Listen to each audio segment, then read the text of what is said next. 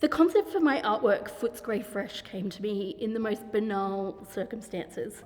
I was standing in the supermarket, and it was in the early days of the pandemic when there had been this kind of frenzy of panic buying, and lots of the aisles were empty, like the aisles of pasta and rice were stripped bare. And it struck me that that was just such a unusual circumstance. The supply chains that really provide all of the things that we use in our day-to-day lives were disrupted, and normally they're kind of invisible. We don't really think about them. We take these things for granted. And so I was just really interested to think about, well, what does come from this place? What do we grow here?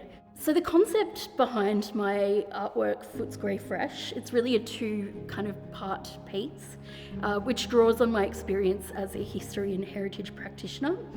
And the purpose of the piece is to explore histories of food production in Footscray from tens of thousands of years ago by the first peoples of the area right up until the present. So looking at people who produce food in their own backyards.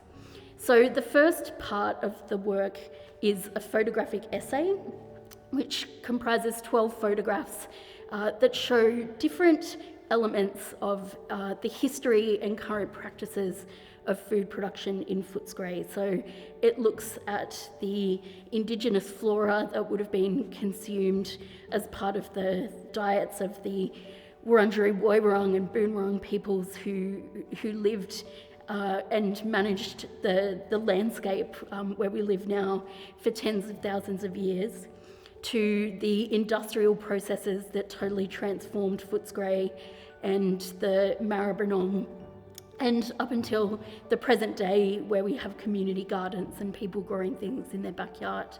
And the second part of the work is a series of pieces of writing, of short essays, looking at those themes in more detail and illustrating them with historical images that put the present landscape into a historical context.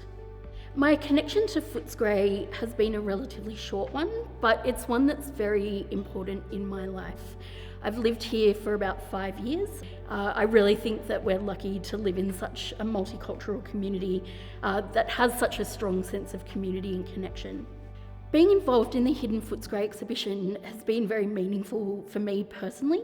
It's been an opportunity to really do a deep dive into the history of this place that I love so much and connect with the people that are the custodians of the historical collections that really are the keepers of our history in Footscray. So working with the Living Museum of the West and the Footscray Historical Society. And so coming into this, what I wanted to do was just to add another thread to that understanding of our history and add another layer to that archive.